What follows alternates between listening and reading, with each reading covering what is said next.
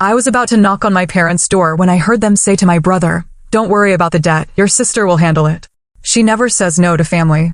I quietly turned around and transferred every last dollar out of my account. What they didn't know was, I was standing at my parents' front door, a $15,000 bonus check from work clutched in my hand, ready to share some incredible news. But what I overheard through that door didn't just shatter my heart, it exposed a betrayal so calculated, it made my entire world crumble. The unthinkable betrayal, a shattered reality. My name is Vanessa, and at 32, I thought I knew my family. I was the responsible one, the nurse who worked grueling shifts during the pandemic, the daughter who never said no when family needed help. I always put them first. Always. My identity, it turned out, was deeply intertwined with being useful and self-sacrificing for them. It was a role I'd accepted, believing that my value was somehow tied to what I could provide. That Tuesday, I was buzzing with excitement. I'd just received this huge bonus, a recognition from Chicago Memorial Hospital for years of hard work, especially through the relentless grind of the pandemic. After 3 grueling years of putting myself at risk and watching colleagues fall ill, this recognition felt like someone finally acknowledging the toll it had taken. My first thought wasn't about what I would buy for myself. It was about sharing the news with Mom and Dad. Despite our complicated dynamics, their approval still mattered to me. I even considered offering to help my mother with a kitchen renovation she'd been talking about for years. That's just who I was, always thinking about how to share my good fortune. But as I reached for the doorknob, my hand froze midair. I heard my father's voice, clear as day, telling my brother Alexander, "Don't worry about the debt.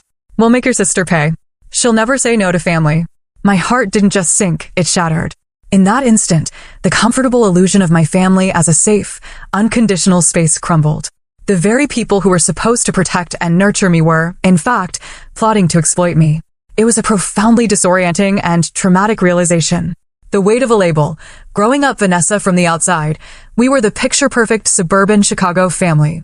We lived in a modest 2-story home with blue siding. My dad, Harold, worked as an accountant, bringing home a steady income that kept us comfortable but never wealthy. My mom, Elaine, taught 3rd grade, coming home each day with stories and glitter-covered clothes. On paper, we were the epitome of a middle-class American family. But beneath that perfect facade, a subtle, insidious pattern had been forming since childhood. My brother Alexander, for years younger than me, and I were treated differently in ways so subtle that for years, I convinced myself I was imagining things. From the moment he was born, Alexander seemed to capture my parents' hearts in a way I never could. Where I was practical and studious, Alexander was charming and adventurous. I followed rules. He broke them with a smile that somehow earned forgiveness instead of punishment. They called him their free spirit and me, their responsible one. It sounded like a compliment, didn't it? But that label became a heavy, heavy burden. It wasn't just about chores or schoolwork. It implied a deeper emotional and financial responsibility for the family's well-being, often at my own expense. The disparity was clear in concrete ways. When I turned 16, I maintained straight A's, played volleyball, and worked weekends at a local pharmacy to save for college. My parents contributed $2,000 toward a used Toyota with over 100,000 miles on it, but only after I saved $3,000 of my own money. I was grateful, truly. That car represented freedom. But 4 years later, Alexander turned 16, and they surprised him with a brand new Honda Civic. No savings required, no discussion about responsibility. When I dared to mention the difference, my mom just shrugged. "You are so independent, Vanessa. Alexander needs more support." This reinforced the dynamic. I didn't need support because I was independent, while Alexander was implicitly encouraged to remain dependent. College followed the same pattern. I earned partial scholarships and worked 30 hours a week while maintaining a 3.8 GPA in my nursing program. I graduated with $12,000 in student loans, which I diligently paid off within 5 years. Alexander, meanwhile, attended an expensive private university where he changed majors 3 times before dropping out after 2.5 years. My parents paid his full tuition and never asked for repayment when he wasted their investment. It was like their investment in him just vanished while I was expected to shoulder my own burden. My career, on the other hand, was a steady climb. After nursing school, I worked my way up from staff nurse to charge nurse to my current position as nurse manager at Chicago Memorial Hospital. I put in extra hours, volunteered for the difficult shifts no one wanted, and built a reputation for excellence. During the pandemic, I was working 60-hour weeks, putting myself at risk, watching colleagues fall ill. That $15,000 bonus? It was the hospital's way of saying, "Thank you for everything." Alexander's career? A string of entrepreneurial ventures that never went anywhere. There was the custom t-shirt business that lasted 4 months, the food delivery app he abandoned, and most recently, an import business dealing in luxury items that he was suspiciously vague about. Each failure was cushioned by my parents' financial support, always explained away as bad timing or learning experiences. This consistent pattern of bailing him out, without requiring accountability, actively prevented Alexander from developing self-sufficiency. Despite recognizing the favoritism, I maintained a close relationship with my family. Sunday dinners at my parents' house remained a tradition. I called my mother several times a week. I remembered birthdays and anniversaries with thoughtful gifts. Family meant everything to me, and I was willing to overlook the inequities to preserve those bonds. I was caught in a classic case of cognitive dissonance, where the desire to believe my family was good and worth preserving clashed with the painful reality of their unfair treatment. To alleviate this discomfort, I chose to prioritize the illusion of harmony, even at great personal cost. The plot unveiled, an ATM with a guilt trigger at 32, I had finally achieved some personal stability. I purchased a modest 2-bedroom condo in a decent neighborhood. My savings account had grown steadily as I lived below my means and planned carefully for the future. I drove the same reliable car for 10 years. My life wasn't flashy, but it was secure. Something I had created through years of discipline and hard work. But looking back, the warning signs about Alexander's financial situation were everywhere in recent months. Hushed phone calls that ended when I entered the room. My mother borrowing $2,000 for a home repair that I later saw no evidence of. My father asking casual questions about my salary and savings. I ignored these red flags. I wanted to believe my family wouldn't deliberately take advantage of me. That belief was about to be utterly shattered. The day that changed everything started ordinarily enough. Tuesday, April 15th, tax day. How ironically appropriate, right? I just finished a brutal 12-hour shift at the hospital, but I was on cloud 9 because of that bonus. I decided to surprise my parents, maybe even offer to help with my mom's kitchen renovation she'd been talking about for years. That's just who I was. I arrived at their colonial-style home around 5:30 p.m., using the spare key to let myself in, as I'd done hundreds of times before. Mom, Dad, anyone home? I called out but received no answer. Their cars were in the driveway, so I knew they were around. I figured they might be in the backyard garden and decided to check upstairs first. As I approached their bedroom door at the end of the hallway, I heard muffled voices.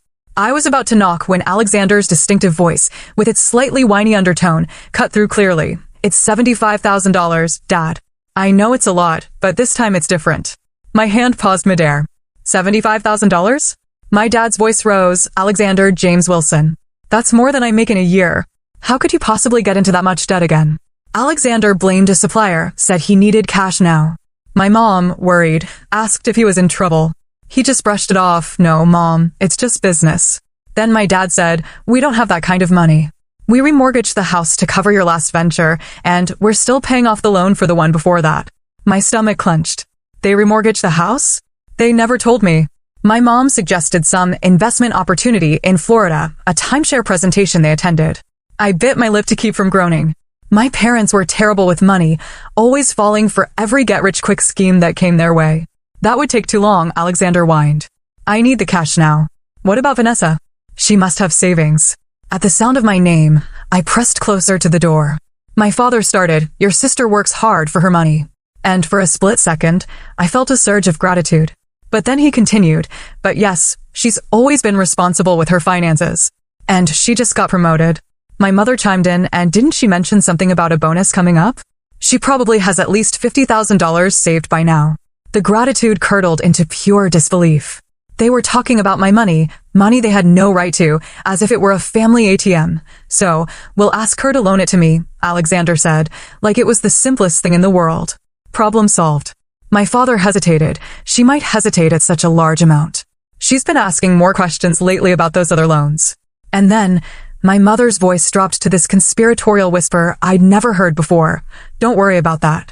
Vanessa has always been a pushover when it comes to family.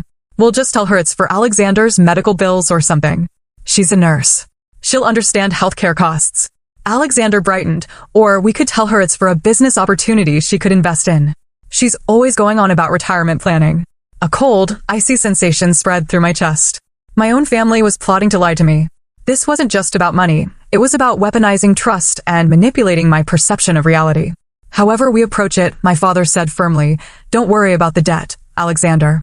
We'll make your sister pay. She'll never say no to family. And then they laughed. That sound hit me like a physical blow. Good old responsible Vanessa, Alexander snickered. Always there to clean up my messes. My mother added, she does love to feel needed. And my father, the final dagger, and if she hesitates, I'll remind her of all we did for her growing up. Guilt always works with Vanessa. Their words confirmed my deepest, darkest suspicion. My reliability wasn't respected, it was exploited. They didn't see me as a successful, independent woman. They saw me as an ATM with a convenient guilt trigger. This wasn't just an isolated incident, it was a systemic role I had been unknowingly playing for years, reinforced by their collective understanding of my responsible nature. My vision blurred with tears. A wave of nausea hit me so hard, I had to press my hand against the wall for support. My heart pounded in my ears, nearly drowning out their continued plotting. The hallway seemed to spin around me as 32 years of family memories reorganized themselves into a horrifying pattern of manipulation and favoritism I could no longer deny. I backed away from that door, silently, grateful for the plush hallway carpet that muffled my footsteps. I couldn't confront them. Not then. I was too shattered. I needed space to think, to process this profound betrayal. As I crept down the stairs and out the front door, closing it with the gentlest click, a strange calm began to replace the initial shock. By the time I reached my car, parked a little way down the street, determination had started to burn through the hurt. They thought they knew me. Predictable, reliable Vanessa, who always said yes. But they had no idea what I was capable of when pushed too far. This was my breaking point, a moment of self-actualization where the cost of maintaining a dysfunctional status quo outweighed the fear of change. The first steps to freedom, reclaiming control the 20-minute drive home, was a blur. I don't remember stopping at traffic lights or navigating turns. My mind just replayed those fragments. She'll never say no to family. Good old responsible Vanessa. Guilt always works with Vanessa. When I finally parked in my condo building's garage, my phone buzzed. A text from my mom. Are you coming for dinner Sunday? Making your favorite lasagna. The casual normalcy of it, knowing what I now knew, made me laugh bitterly. I almost typed out my rage, but I resisted. Strategic thinking, not emotional reaction, would guide me forward. This immediate pivot from victim to agent of change was my first step in reclaiming control.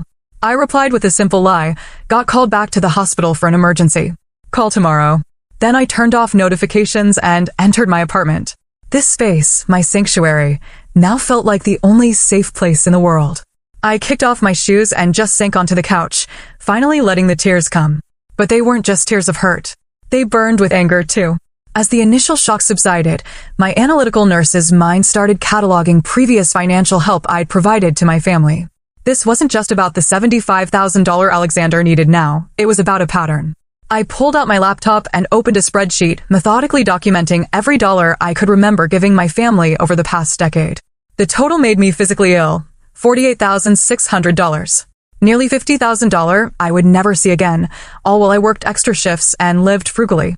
The pattern was unmistakable once I saw it laid out in rows and columns. $5,000 for my parents' 30th anniversary trip to Hawaii, a loan never repaid. $3,000 for Alexander's car repairs after his accident, which I later discovered happened while he was driving drunk. $7,000 toward my parents' roof replacement, which mysteriously covered exactly the amount of Alexander's outstanding tuition bill from his second failed attempt at college. Each request had come wrapped in crisis language. Each time I'd been praised for being such a help and promised repayment. Each time repayment was conveniently forgotten until I brought it up, only to be made to feel petty for mentioning it. Family helps family, my mother would say if I asked about repayment. When you need something someday, we'll be there for you. But now I understood the truth. The support only flowed one way, toward Alexander and my parents' enablement of him. I reached for my phone and called the one person I trusted completely, Jessica. Jessica Andrews had been my best friend since nursing school. Unlike me, she came from a family that respected boundaries and celebrated her independence. She'd questioned my family's treatment of me many times over the years, but I'd always defended them. What's wrong, Van? You sound terrible. Jessica's concern flowed through the phone. For the next hour, I poured out everything. The overheard conversation, the planned manipulation, the history of financial exploitation. Jessica listened without interrupting, only occasionally making sounds of outrage. I hate to say I told you so, she finally said when I finished. But I've been watching them take advantage of you for years. Remember when your car broke down last winter and you asked if they could help with the tow? And your dad said they were a little tight right now? That was the same week they bought Alexander that expensive leather jacket for Christmas. Her words were a crucial external validation, helping me dismantle the cognitive dissonance I'd maintained. I made excuses for them, I admitted. I thought if I was useful enough, helpful enough, they'd value me the way they value him. Honey, they value what you can give them, not who you are, Jessica said. And it's not your fault. You've been conditioned since childhood to be the responsible one, the caretaker. They exploit your good heart. Her words hit home with painful accuracy. I had spent my life trying to earn the same unconditional love they gave Alexander freely. What do I do now? I asked. First, you protect yourself, Jessica said firmly. Move your money somewhere they can access it. Create documentation of all those past loans. And for God's sake, don't give them another penny.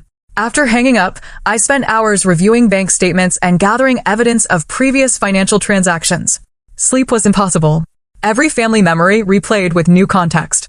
My mother praising me for being so mature about money while setting me up as the family bankroll. My father proudly telling his friends about my career success while calculating my earning potential for Alexander's benefit. By morning, exhaustion had hardened into resolve. I showered, dressed in my most professional outfit, and prepared to take back control of my life. The nurse who had managed a critical care unit during a pandemic wasn't going to be manipulated by her family anymore. My decisive actions to secure my finances were not just about protecting money, they were symbolic acts of reclaiming personal autonomy. The moment Valley Credit Union opened at 9 a.m., I was waiting at the door. I'd chosen my outfit carefully, a charcoal pencil skirt and burgundy blouse that projected confidence and competence. I need to speak with a personal banker immediately, I told the receptionist.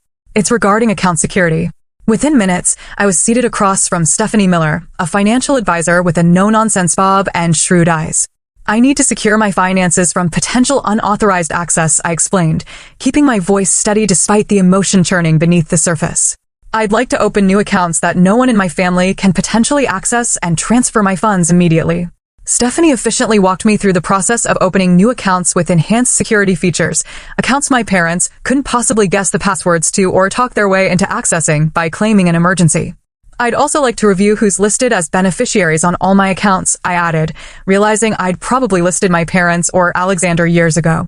2 hours later, I left the credit union with my savings, including my recent bonus, secured in new accounts. I'd also removed my mother as the authorized user on my credit card, something I'd done years ago when she claimed she needed it just for emergencies. The small card-shaped imprint had faded in my wallet, where I'd carried that credit card for 7 years, rarely using it myself because my mother occasionally made purchases that strained my credit limit. Arming for battle, emotional preparation my next stop was the office of Diana Patel, a financial advisor Jessica had recommended. Diana's office was warm but professional. Jessica mentioned you needed urgent financial guidance, Diana said after introductions. I took a deep breath and shared a condensed version of my situation. Unfortunately, this isn't uncommon, Diana said sympathetically. Family financial exploitation happens more often than people realize. This normalization of my experience was incredibly validating. Let's create a comprehensive plan to protect your assets. Over the next 3 hours, Diana helped me document every loan I'd made to my family, complete with dates, amounts, and any evidence I had. We discussed the legal concept of promissory notes and how without them, my previous financial assistance would likely be considered gifts in the eyes of the law. Moving forward, if you ever decide to help family financially again, we'll create proper documentation, Diana explained. But based on what you've told me, I strongly advise against providing any further financial assistance to them. Diana also helped me draft a financial boundary document, a clear statement of what I would and would not do regarding money and family. It wasn't legally binding, but the act of writing it down strengthened my resolve. For years, I'd operated under unspoken family rules that entitled them to my resources. Now, I was creating my own rules. Reading these simple statements, I felt a weight lifting from my shoulders. These boundaries were an act of self-definition, a powerful assertion of my autonomy. Here's what I wrote down. I will not provide loans or gifts above $100 to family members. Any financial assistance must be documented with repayment terms. I will not co-sign loans or provide access to my credit. I will not discuss specific details of my income, savings, or financial planning with family. I reserve the right to say no to any financial request without explanation. By late afternoon, I was mentally exhausted, but feeling more empowered than I had in years. I stopped at a local cafe for a late lunch, reviewing the boundary statements I'd created with Diana. My phone had been buzzing periodically throughout the day. 5 missed calls from my mother, two from my father and a text from Alexander asking if I was coming to dinner on Sunday because he had big news to share. The transparent setup made me both sad and angry. That evening, I had a virtual appointment with Dr. Carter, a therapist I'd been seeing occasionally since the pandemic began. I hadn't planned to discuss family issues. Our sessions usually focused on work stress, but today's revelations poured out of me. What you're describing is a family system that's designated you as the responsible one, the rescuer, Dr. Carter explained. These roles get established early and can be very difficult to change because everyone in the system resists the change, often unconsciously. So they'll fight me on this? I asked. Almost certainly, she confirmed. Expect guilt trips, anger, accusations that you're being selfish or have changed. They might even suggest you're having a mental health crisis. This is all predictable when someone changes the dynamics of a dysfunctional system. This psychological framework was incredibly helpful, transforming potential emotional landmines into predictable patterns. Dr. Carter helped me rehearse responses to the manipulation tactics my family would likely employ. For guilt, I understand you're disappointed, but I need to make financial decisions that align with my goals. For anger, I can see you're upset. We can continue this conversation when everyone is calmer. For accusations, I'm making decisions that are right for me. I don't need to justify them. By the end of our session, I felt mentally prepared for Sunday's dinner. Rather than canceling, I decided to attend as planned. I wanted to observe their manipulation tactics with my new awareness. I wanted to see if they would actually attempt to execute the plan I'd overheard. Remember, Dr. Carter said before we ended the call, changing patterns takes time and consistency. There will be moments when your resolve weakens. That's normal. Just return to your boundaries. I spent Saturday strengthening my support system, calling friends I'd neglected while prioritizing family obligations. I cleaned my apartment, worked out at the gym, and prepared myself mentally for what was coming. The anger had settled into a cool determination. I wasn't going to explode at my family. That would only confirm their potential narrative that I was being irrational. Instead, I would be calm, clear, and unmanipulable. The showdown, Sunday dinner confrontation Sunday, arrived with a knot of tension in my stomach, but clarity in my mind.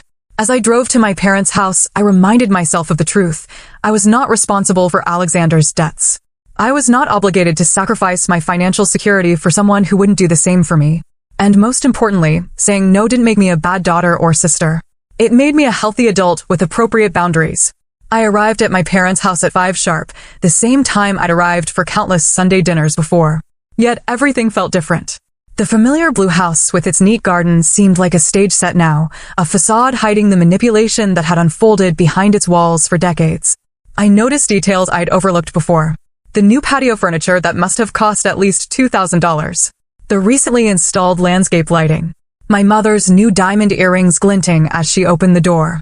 None of these purchases aligned with their claims of financial struggle when they needed to borrow money from me. Vanessa, my mother enveloped me in a hug that lasted too long, her perfume overwhelming. We missed you the other day. Hospital emergencies are so unpredictable, aren't they? Her tone held the perfect blend of sympathy and admiration. It was a manipulation tactic I now recognized, establishing my identity as the hardworking, self-sacrificing daughter before the financial ask. Nature of the job, I replied neutrally, handing her the bottle of wine I'd brought. Not the expensive brand I usually selected to impress them, but a mid-range option, a small, active boundary setting. My father emerged from his study, reading glasses perched on his nose. There's our medical professional. How's hospital life treating you? He hugged me briefly, then added with calculated casualness, any exciting career news lately? The fishing for information about my bonus was so transparent now that I saw it clearly. Nothing special, I lied smoothly. Same challenges, different day. The slight disappointment in his eyes confirmed my suspicions. Is Alexander here yet? I asked, moving toward the living room. He's running a bit late, my mother replied. You know your brother, always so many irons in the fire. I nodded, thinking of the irons that had created his $75,000 debt. I'll help you in the kitchen, I offered, falling into my usual role while observing everything with new eyes. In the kitchen, evidence of their financial disconnect continued. A new stand mixer sat on the counter, still with the price tag partially visible, $399.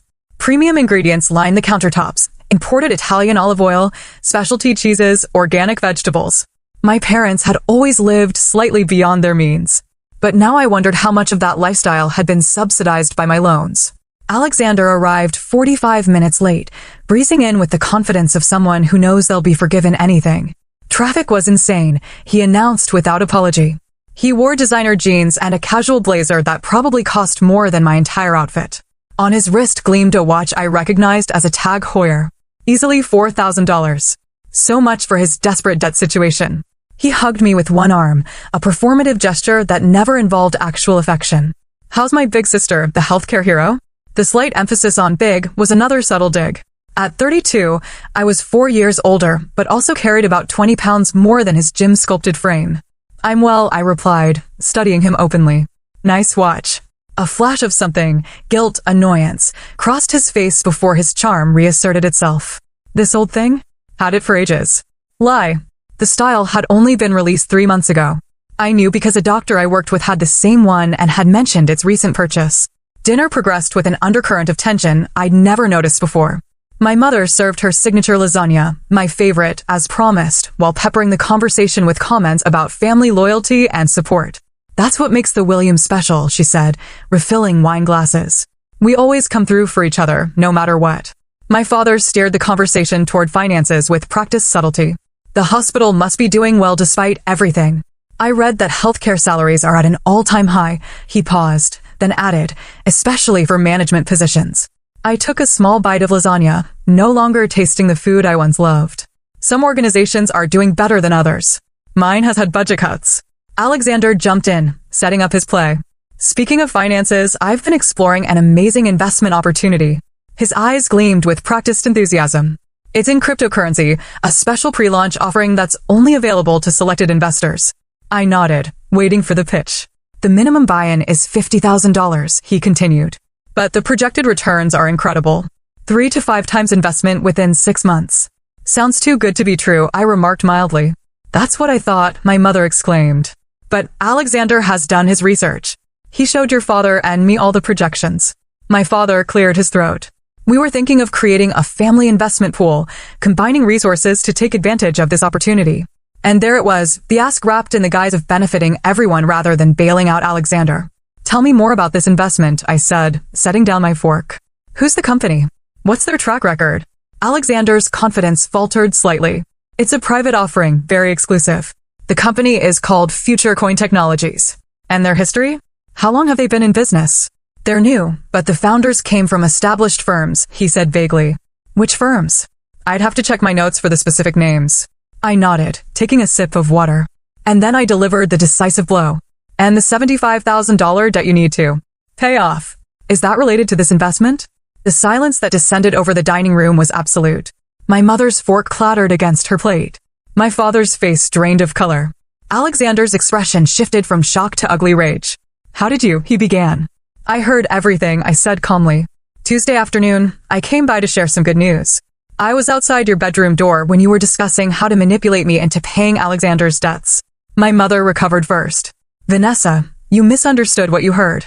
I didn't misunderstand anything, I interrupted, my voice steady. Dad said, and I quote, don't worry about the debt, Alexander. We'll make your sister pay. She'll never say no to family. Then you all laughed about how I'm such a responsible pushover. You were eavesdropping on a private conversation. My father blustered, attempting to shift blame. I was about to knock when I heard you planning to lie to me. I corrected him. Mom suggested telling me it was for medical bills. Alexander thought framing it as an investment opportunity would appeal to me more. Like the one you just invented. Alexander's handsome face contorted with ugly rage. You always think you're so much better than me, don't you? Perfect Vanessa with her nursing career and her responsible lifestyle. I don't think I'm better than you, I replied. I just refuse to be your personal bailout fund anymore. After everything we've done for you, my mother cried, tears springing to her eyes on cue. The performance was impressive, but no longer effective. What exactly have you done for me? I asked quietly. I worked through school. I paid my own way. I bought my own car and home. Meanwhile, you've given Alexander everything while taking from me. My father's strategy shifted to minimization. You're blowing this out of proportion. It was just a conversation, not a conspiracy. Families don't plot to exploit each other, I countered. And this isn't just about Tuesday. I've calculated how much money I've loaned this family over the past 10 years. Nearly $50,000 that was never repaid. Alexander snorted. That's what family does. No, I said firmly. That's what enablers and users do. And I'm done with both roles. I stood up, surprising myself with how calm I felt. I've moved my money where you can't access it. I've documented every loan none of you have repaid, and I'm establishing clear boundaries going forward. You would abandon your family over money, my mother demanded, her manipulation shifting to its final form, questioning my moral character. This isn't about money, I said. It's about respect and honesty, neither of which you've shown me. You are willing to lie to my face and laugh behind my back. That's not family. My calm demeanor, honed through therapy, disarmed their usual tactics. So that's it? Alexander sneered. You're just walking away. I'm walking away from being exploited, I clarified. If you want a relationship with me going forward, it will be built on mutual respect, not what I can give you. My father stood, his face flushed with anger. You're being ridiculous and ungrateful. After all, we've sacrificed for you. Name one sacrifice, I challenged. One thing you've done for me that you didn't do twice over for Alexander. His mouth opened and closed, but no examples came. I picked up my purse and walked toward the door, turning back one last time. I love you all. That hasn't changed. But love without boundaries isn't love. It's exploitation. When you're ready to have an honest relationship, I'll be here. Until then, I'm taking care of myself. I walked out, closing the door gently behind me. In my car, I took a deep breath, surprised by the lightness I felt. For the first time in my adult life, I had stood up for myself against the people who had trained me to put their needs first. It hurt, yes, but beneath the pain was something new and precious, self-respect. The storm and the silence, enduring the backlash, the barrage began before I even reached home. My phone pinged with texts from my mother alternating between guilt trips. I can't believe you would hurt us like this, and attempts to minimize what had happened. You completely misunderstood everything. My father's approach was more direct, voicemails in his stern accountant voice explaining how family financial support was completely normal and how I was overreacting to standard family dynamics. Alexander's messages vacillated wildly between threatening, "You'll regret turning your back on family," and apologetic, "I'm sorry if you felt, but I really do need help." The transparency of the manipulation was almost laughable now that I could recognize it. I didn't respond to any of them that night. Instead, I poured a glass of wine, ran a bath, and allowed myself to feel the complex emotions washing through me. Grief for the family relationship I had thought I had, anger at years of exploitation, and underneath it all, a growing sense of liberation. By Monday morning, the communication strategy had escalated.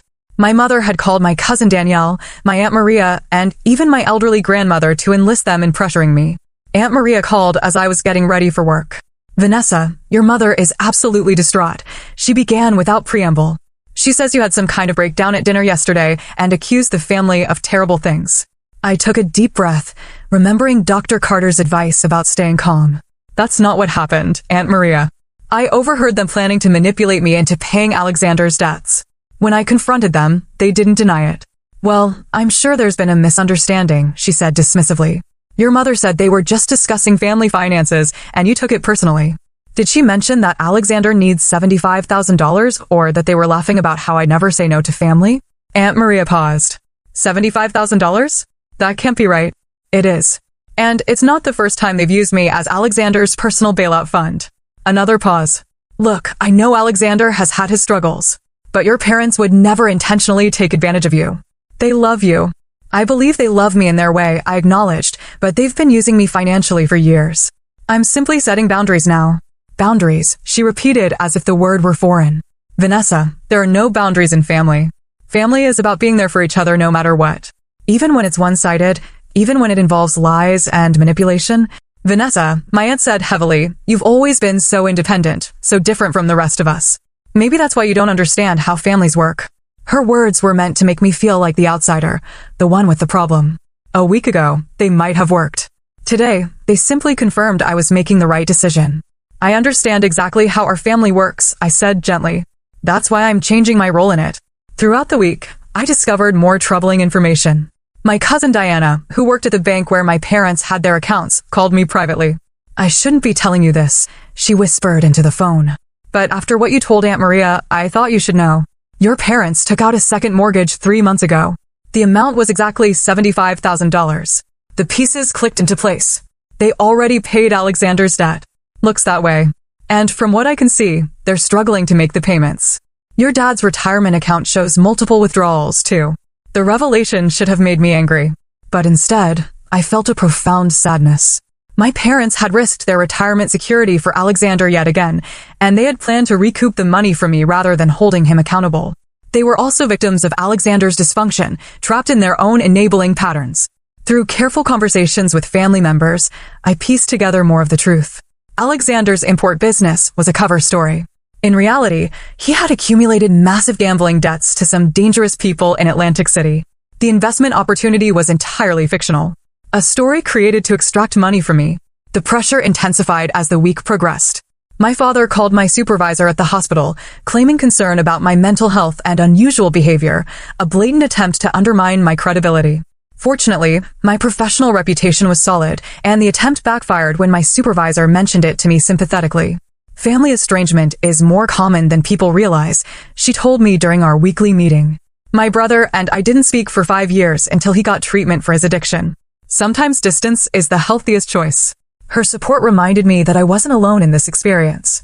At Jessica's suggestion, I joined an online support group for adults dealing with financially exploitative families. The stories shared there mirrored my own experience, with eerie similarity. My parents remortgaged their house 3 times to bail out my brother, one woman wrote. When they ran out of equity, they turned to me. When I refused, they told the entire extended family I was abandoning them in their time of need. These stories strengthened my resolve as I endured increasingly desperate tactics from my family. Alexander showed up at my workplace, creating a scene in the lobby until security escorted him out. My mother left tear-filled voicemails describing how she couldn't sleep or eat because of my cruelty. My father alternated between stern lectures about family obligation and thinly veiled threats about being written out of their will. 10 days after the confrontation, I received their ultimatum in the form of a group text. Vanessa, we've given you time to reconsider your irrational position. Alexander's situation is critical. As family, you have a responsibility to help. If you choose not to contribute to resolving this family crisis, we will have to reconsider your place in this family. The choice is yours. I read the message multiple times, feeling a strange calm settle over me. They were attempting their final and most powerful manipulation, threatening complete rejection unless I complied. In the past, this implicit threat had always loomed beneath their requests, making me anxious to please them at any cost. Now, I recognized it for what it was, emotional blackmail. I composed my response carefully. I love you all and hope for healing in our relationship. However, I will not be providing financial assistance. I respect your right to make your own choices about our relationship going forward. Within minutes, my phone exploded with angry messages, but I didn't read them. Instead, I blocked their numbers temporarily, giving myself space to continue healing without constant emotional assault. The choice they had presented, compliance or rejection, was a false dichotomy. I was choosing a third option, healthy boundaries and self-respect. That night, I slept peacefully for the first time in weeks. No longer torn between family loyalty and self-preservation. The path forward would be difficult, but it was clear. And in that clarity, I found unexpected freedom. New beginnings, defining family on my own terms 6 months can change everything. As the autumn leaves turned Chicago into a canvas of orange and gold, I sat on my balcony with a cup of hot chocolate, reflecting on how much had shifted since that April evening when I overheard my family's betrayal. The most obvious change was the silence. After 3 months of emotional siege, calls, texts, enlisted relatives, even a tear-filled ambush at my favorite grocery store, my family had finally accepted that their usual tactics wouldn't work. The constant communication had dwindled to occasional formal messages, a birthday card from my mother with no personal note, a group email about Thanksgiving plans I wasn't specifically invited to attend. The silence hurt at first. There were nights I cried myself to sleep, mourning the family connection I had valued so deeply. But gradually, the silence created space for healing and growth. Without the constant drain of their emotional and financial demands, I found energy for other relationships and pursuits. My condo, once just a place to sleep between hospital shifts and family obligations, became a true sanctuary. I repainted the living room a warm terracotta, hung art that spoke to me rather than matching my mother's taste, and adopted a rescue cat named Luna who greeted me with purring affection when I returned from work. Professionally, I thrived without the undercurrent of family stress. 3 months after our confrontation, I was promoted to director of nursing for the entire critical care division, a position that came with a substantial salary increase and greater influence over patient care protocols. The achievement felt purely mine, not something I needed to downplay around Alexander or leverage for family approval. The most surprising development came in early October when my father suffered a minor heart attack. I learned about it through my cousin Diana, not from my parents directly. After a moment's hesitation, I went to the hospital, not out of obligation, but compassion. My father looked smaller somehow in the hospital bed, vulnerable in a way I'd never seen him. When I entered his room, his eyes widened with genuine surprise. "Vanessa," he said hoarsely. "You came?" I nodded, taking the chair beside his bed. "How are you feeling?" "Like an elephant is sitting on my chest," he admitted. "But they say I was lucky. No major damage." We sat in awkward silence for several minutes before he spoke again, his voice uncharacteristically hesitant. "The doctor who treated me," he said, "stress was a contributing factor. Financial stress." He paused, staring at the ceiling. "Alexander's debts, they were worse than we told you. The $75,000 was just the beginning. There was another $100,000 we didn't mention." The amount shocked me, but I kept my expression neutral. "I'm sorry to hear that." "We had to sell the vacation property in Michigan," he said, "the one we were going to retire to. And your mother's parents' antiques. Still not enough." "What happened with Alexander?" I asked. My father's face aged another decade as he answered. "He disappeared, left town about a month ago. Said he had another opportunity in California, and his debts left them for us." For the first time in my life, I saw my father's eyes fill with tears. "You were right, Vanessa. We enabled him. We failed him by never setting limits. And we failed you by expecting you to clean up our mess." The apology, however incomplete, was more than I had expected. It didn't erase the hurt or fully acknowledge the pattern of exploitation, but it was a start. "I can't fix this financially," I said gently. "Even if I wanted to, it wouldn't help Alexander in the long run." "I know," my father said, surprising me. "That's not why I'm telling you this. I want you to know that I see it now. What we did, how unfair it was." My mother never reached the same level of understanding. When she arrived at the hospital and found me there, her response cycled between tearful gratitude for my presence and subtle hints about their financial situation. The lifetime pattern of manipulation couldn't be broken in a single day. But I maintained my boundaries with calm consistency. "I'm here for emotional support," I told her clearly, "not financial assistance." Over the following months, I established careful, limited contact with my parents. Sunday dinners were replaced by occasional lunch meetings in public places with clear time boundaries. I deflected personal financial questions and changed the subject when Alexander's name came up, which was frequently. Meanwhile, my own support network flourished. Jessica remained my steadfast ally, celebrating my boundaries and progress. My therapy sessions with Dr. Carter continued, focusing on rebuilding my identity separate from my role as family caretaker. I formed deeper connections with colleagues and reconnected with old friends I'd neglected while prioritizing family demands. The most unexpected connection came through the support group for family financial exploitation. There I met others who understood exactly what I'd experienced. Together we formed a local in-person group that met monthly for coffee and conversation. These strangers turned friends provided validation and perspective that my biological family never could. In a moment of inspiration, I worked with 2 group members to create a workshop for the hospital's community education program, Financial Boundaries and Family Dynamics. The first session filled to capacity, revealing how many people struggled with similar issues, but had never found language or support for them. Standing at the front of that classroom, sharing my experience to help others, I felt a sense of purpose that transcended the pain of family estrangement. My story, however difficult, could serve as a flashlight for others finding their way through similar darkness. The unfolding journey, a path of self-respect today.